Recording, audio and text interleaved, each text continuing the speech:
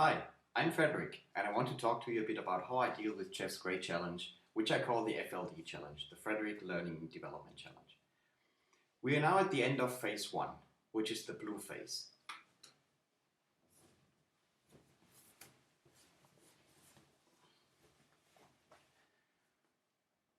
The blue phase basically means that I'm at the understanding stage. After I receive the message, I put on my blue shirt. Remember, understanding. To immerse myself in the understanding of this assignment and the conditions and assumptions Jeff gave me.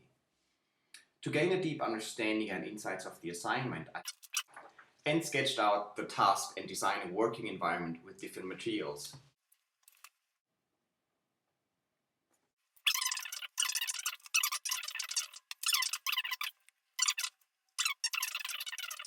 So at the end of the day, I'm collecting now all insights, and in the next phase, I will put on a different shirt.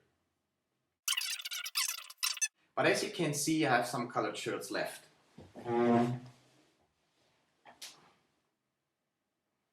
I'm looking forward to experience with you the next steps. See you.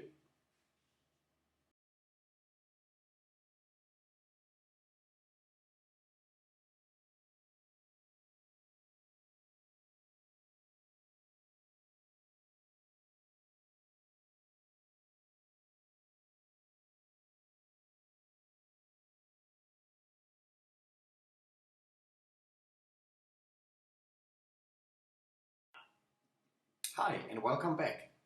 We're now at the second phase after the observing and understanding phase, which is called the define the challenge phase. As you can see, it's the green phase. I used different research tools and methods to clarify the challenge, and I documented everything using post-it notes, a whiteboard, and a Word document. In addition to that, I conducted an interview this morning with a colleague and asked him questions concerning learning objectives in their company.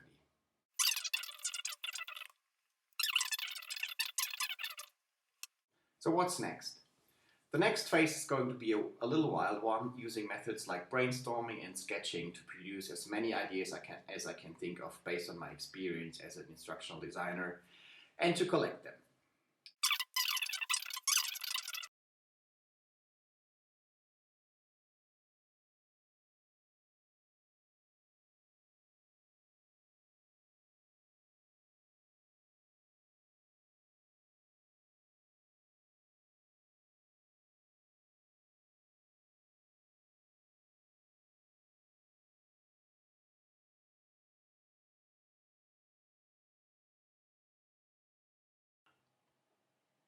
Hi, so it's time to put on a yellow shirt. I call this phase the ideation phase. The goal is, based on the insights I collected in the blue and the green phase, to produce as many ideas for the challenge. I expanded my brainstorming and sketched out first drafts of possible solutions. At the end, an activity-based, multi-level, blended learning environment evolved, which I would call the Google Learning Town.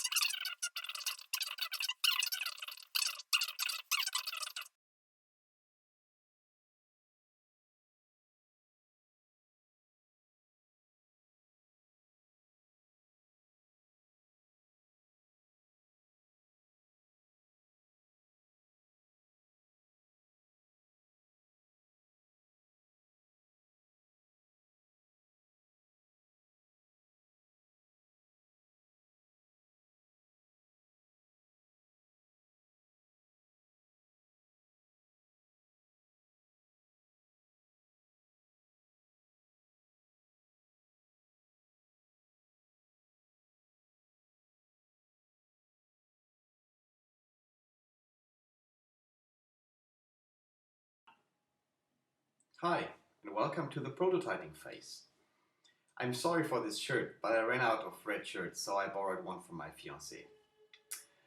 At this phase, I tried to build rough prototypes with some materials.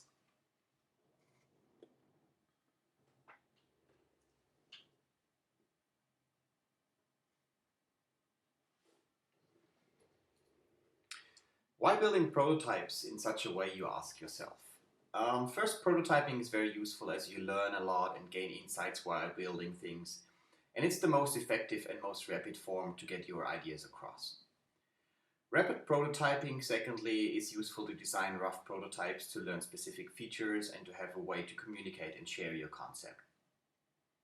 And thirdly, it's important because you can make solutions tangible in a low-cost way. So it's all about sharing. The value of prototypes resides less in the models themselves than in the interactions they invite. This works perfectly in teams. And now I'm translating these prototypes in a graphic program on my Mac to actually build some mock-ups of the learning environment for the L&D Googlers to improve their competence in defining learning objectives.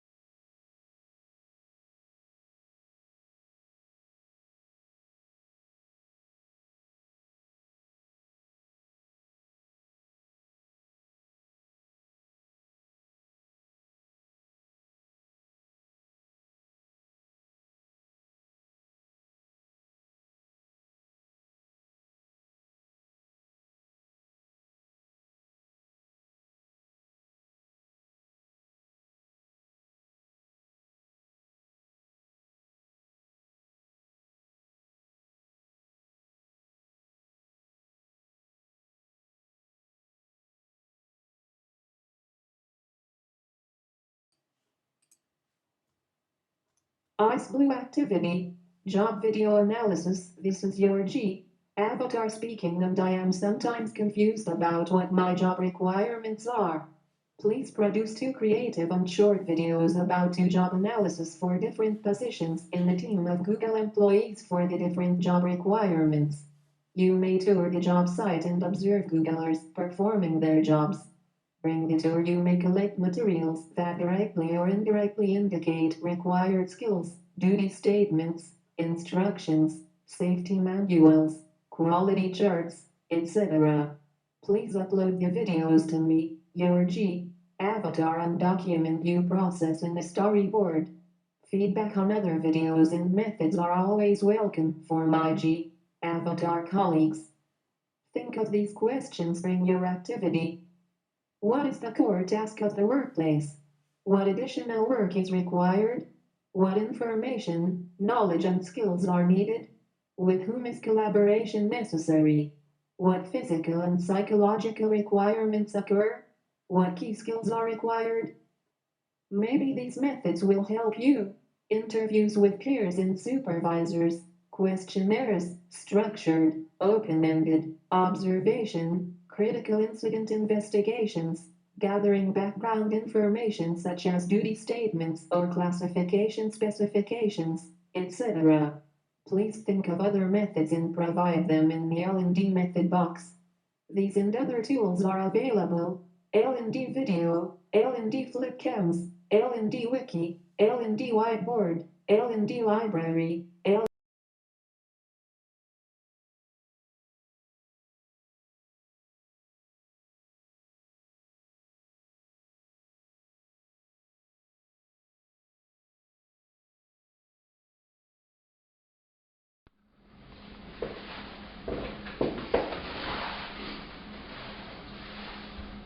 Hi and welcome to the Frederick Learning Design Challenge cooking show, where we want to prepare pasta alla data today. Firstly, you may ask why I use a mirror. It shows you that I'm actually in a reflection phase. After Jeff's great feedback and the first round interviews where I showed my thinking process and the learning experience I designed, the Google Learning Town, I want to give you a sense on why I design learning environments with the design principles I mentioned. So I bought some ingredients for the pasta alla data today, and every ingredient basically shows you the research I've done in my past years. And I will prepare these ingredients, meaning that I already analyzed the data using qualitative and quantitative methods. Based on Jeff's assignments, you saw in the first presentation and video how I think and what I designed. Basically, I explained to you how I typically solve a problem and what the solution looks like. I'm aware that at Google, it's all about data. And I also built my learning designs and solutions data-driven.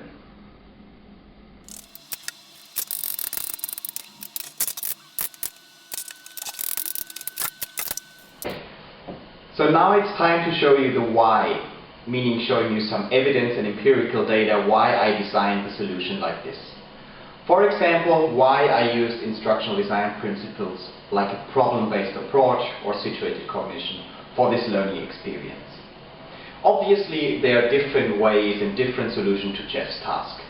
And I wanted to show you the reason why I chose the specific one which I developed during my education and work in the last years of being a passionate learning designer and cook.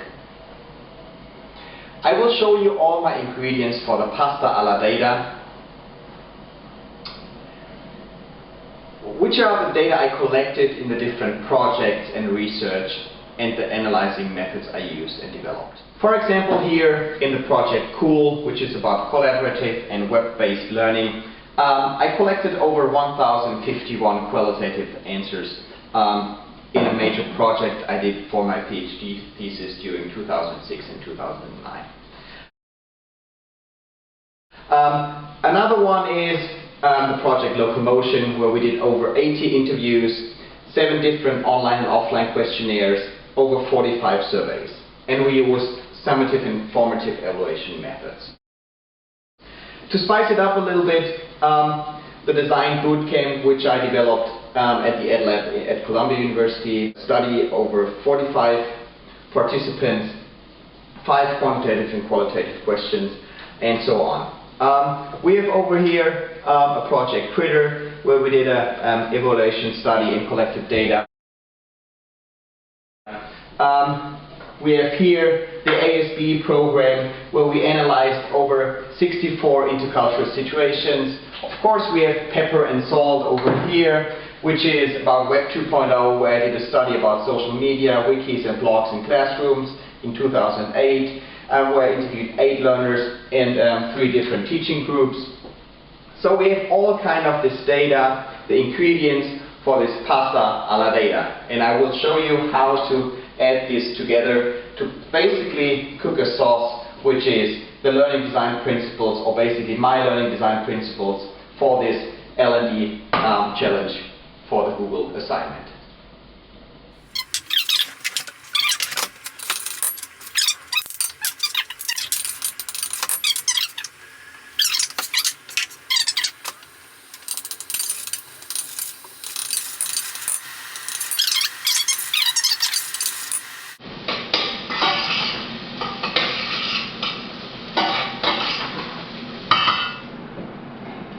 So at the end, I just wanted to show you why the learning experience I developed for you tastes exactly like this.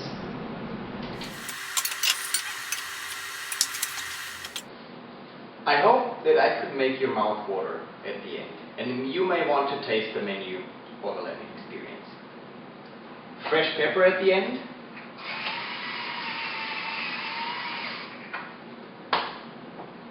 And some Parmesan cheese.